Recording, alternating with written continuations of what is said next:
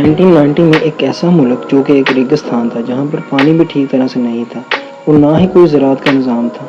लेकिन आज हम बात करेंगे दुबई की। गर्मी और गर्म सहरा के अलावा कुछ नहीं था। वो आज के दौर का सबसे मकबूल इलाका बन चुका है, जिसको हम पुकारते हैं दुबई। ऐसा मुल्क जहाँ पीने के पानी की सबसे ज़्यादा किल्लत थी, यहाँ पर आज के दिन हर चीज़ के लिए पानी बड़े आराम से दस्तयाब है। ऐसा क्या जादू किया दुबई गवर्नमेंट ने कि इस मुल्क को आज के दिन सबसे ज़्यादा मकबूलियत हासिल है। जानेंगे इस वीडियो में। जहाँ पर रेत थी, आज वहाँ आला और बेहतरीन म्यार के रोड बन गए हैं और दुनिया की सबसे बड़ी इमारत, सबसे बड़े लिफ्ट, सबसे बड़े शॉपिंग मॉल बन चुके हैं। और यहाँ पर पुलिस फरारी जितनी जैसी गाड़ियों में घूमती है। सब लोग अंदाज़ा लगाते हैं कि इनके पास तेल है और इनके पास और बहुत सी मादनियात है, जिसकी वजह से दुबई ये सब कर पाया। लेकिन ऐसा इस तरह से मुमकिन नहीं हुआ। इसके पीछे एक बहुत लंबी दास्तान छुपी है, इसलिए ये सब कुछ इनके पास है। लेकिन हकीकत ये है कि दुबई का जीडीपी का सिर्फ 1 या 2% हिस्सा ही तेल से आता है।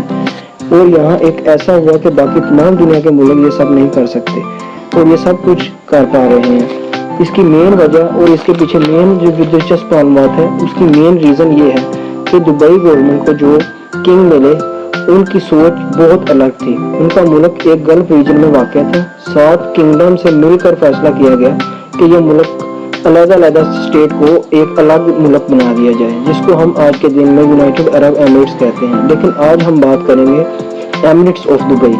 एमिरेट्स ऑफ दुबई की अलग स्टेट है, जिसमें एक शहर है जिसका नाम पूरी दुनिया के लोग जानते हैं। शायद कोई ऐसा देश हो जिसके लोग या जिसके बाशिंदे दुबई से वाकिफ ना हो। लेकिन यूए की भी हुकूमत अलग थी।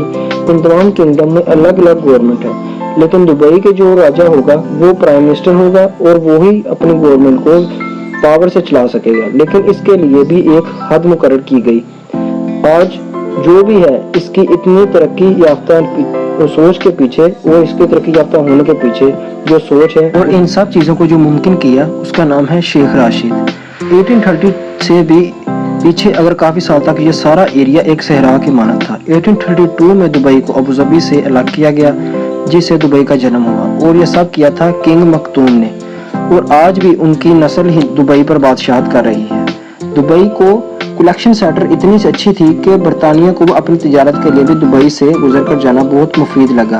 और दुबई की लोकेशन इस बेहतरीन लेवल पर थी कि फ्रांस और उस पर बहुत से लोग जो दुबई पर कब्जा करना चाहते, उन पर उनकी बुरी नज़र थी, जिसकी वजह से बरतानिया ने इनको सिक्योरिटी दी। लेकिन बरतानिया ने इसको कोई ज़्यादा डिप्लोमेट नहीं किया, कोई ज़्यादा डेवलप नहीं किया, क्योंकि इनका मतलब पूरा हो रहा था और यहाँ हर तरफ रेत थी। लेकिन 1958 में राशिद बिन सईद अल मखदूम ने जब दुबई को रूलर किया, तो उसके रूलर के तौर पर काम करना शुरू किया, तो उन्होंने दुबई को एक रेगिस्तान से एक बेहतरीन मुल्क बनाने की सोच रखी और जिससे उनको अपने आपस के लोगों को इकट्ठा करने में मदद मिली। और वो वहाँ जॉब्स क्रिएट करना चाहते थे और इंफ्रास्ट्रक्चर बढ़ाना चाहते थे और उन्होंने एक दूसरे पर बहुत कुछ सीखा। तो अपने दौरे को मुकम्मल करने के बाद गए, तो उन्होंने वहाँ पर जाकर यूरोप का इंफ्रास्ट्रक्चर देखा, तो वो बहुत मुतासर हुए और उन्होंने एक दौरे से बहुत कुछ सीखा। और अपने दौरे को मुकम्मल करने के बाद वो दुबई वापस आए और वो दुबई को तिजारत और टूरिज्म का हब बनाना चाहते थे। और ये ख्याल उनको अपनी मंजिल मकसूद तक ले ही गया। दुबई जिस जगह पर है, ये एरिया अफ्रीका, यूरोप और गल्फ को आपस में जोड़ता है और इसकी अहमियत इतनी ज़्यादा है कि बहुत सारे मुल्क इसकी अहमियत को समझने लगे। और फिर शेख राशिद ने इसको फ़ायदा उठाया और वो दुबई पोर्ट बनानी शुरू की। और उन्होंने इसको समझ लिया था, क्योंकि शेख मखदूम भी इस चीज़ को समझते थे। और इस वजह से दुबई को जो मार्केट हालत थी, वो दिन ब दिन बदलती गई। और फिर इन्होंने एयरपोर्ट बनवाया और हर चीज़ इतने अच्छे तरीके से की कि 1966 में दुबई को तेल मिला और उस तेल के पैसे को भी इन्होंने इसी चीज़ में लगाया।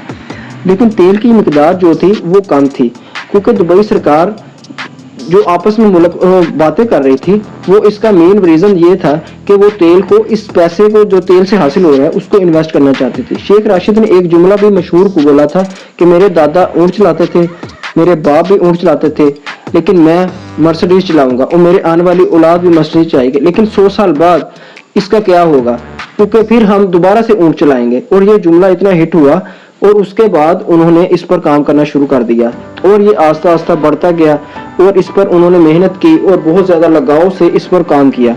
جس سے دبئی کی ترقی کو اہم حصہ اور دبئی کو انہوں نے اپنی عمر کا اہم حصہ دیا، اور اسی طرح دبئی اپنی ترقی کی راہ پر گامزن ہو گیا۔ اس کے بعد انہوں نے پورٹ راشد بنوایا، اور اس کا اتنا فائدہ ہوا کہ دبئی میں چیزیں بکنے لگی اور بہت زیادہ کمرشل ایکٹیویٹیز بڑھنے لگی، جس سے دبئی کو فائدہ ہوا۔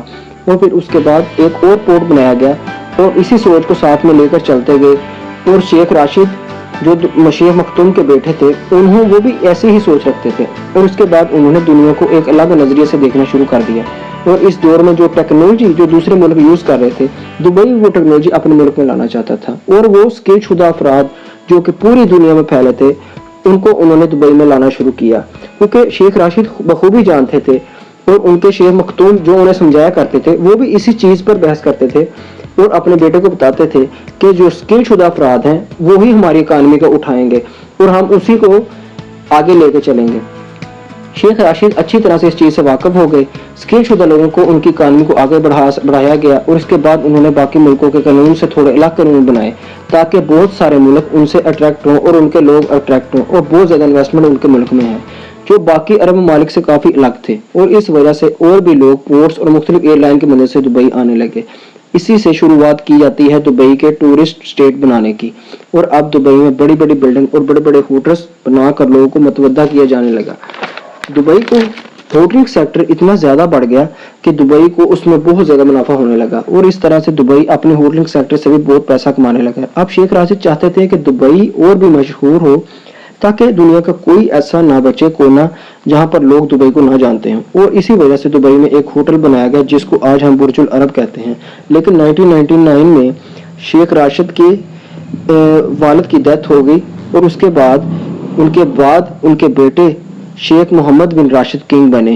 انہوں نے بھی اپنے فادر کی طرح کام شروع کیا، اور جس کا ذکر میں نے ویڈیو کے شروع میں بھی یہ ذکر کیا کہ اور برج العرب کا افتتاح انہوں نے نہیں کیا تھا، یہ دنیا کا سب سے مہنگا ہوٹل تھا، اور یہ اکیلا دنیا کا 7 سٹار ہوٹل تھا۔ اس کی خاصیت تھی کہ ایک کے ہوٹل کی بلڈنگ کے اوپر ایک ہیلی پیڈ بنوایا گیا جو کہ ایک الگ سٹرکچر شو کرنے لگا، جو بہت الگ سٹرکچر تھا جس کو لوگ دیکھ کر کافی متوجہ ہوئے، اور اسی طرح دبئی نے پوری دنیا کو اپنی طرف متوجہ کیا۔ اور اس کے بعد بہت ساری بلڈنگ کو بنایا گیا جس میں برج خلیفہ بھی تھی، اور وہ دنیا کی سب سے بڑی عمارت بنی، اور اس میں چلنے والی لفٹ جو دنیا کی سب سے اونچی لفٹ ہے۔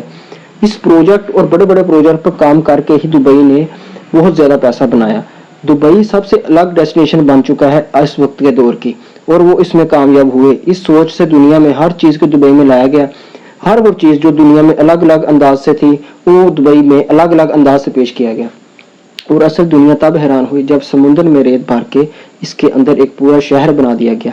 اس کے بعد انہوں نے سمندر کو پانی کے پینے لائق بنایا، اور یہ جو چیز انہوں نے کی اس چیز سے دنیا حیران ہوئی۔ اس میں دبئی سرکار بہت پیسہ خرچ کیا، کیونکہ دبئی میں میٹھے پانی کا ذخیرہ بہت کم تھا، نہ ہونے کے برابر تھا۔ اس کے بعد انہوں نے اسی سمندر کے نمکین پانی کو پینے کا لائق بنایا، اور اس میں دبئی گورنمنٹ کا کافی پیسہ خرچ ہوا، لیکن اس کو پیسہ خرچ کرنے میں دبئی گورنمنٹ کو رتی بار بھی فرق نہ پڑا، لیکن کیونکہ دبئی گورنمنٹ بہت زیادہ پیسہ کما چکی تھی۔ اس کے بعد انہوں نے دبئی کو ٹیکس فری ملک بنا دیا۔ ٹیکس فری ملک بنانے کا فائدہ انہیں اس طریقے سے ہوا کہ دنیا کے جتنے بھی بزنس مین اور امیر لوگ تھے وہ دبئی میں شفٹ ہو گئے، اور انہوں نے اپنے بزنس اور اپنے ہیڈ کوارٹر بھی دبئی میں شفٹ کر دیے۔ بہت ہی امیر اور بہت بگ کمپنیاں دبئی میں آنے لگی اور دبئی میں شفٹ ہونے لگی۔ یہی وجہ ہے کہ آج دبئی دنیا میں نقشے پہ چمک رہا ہے، جس کی وجہ سے دبئی کی ایک الگ پہچان ہے، اور آج وہ دنیا کا امیر ترین ملک بن چکا ہے۔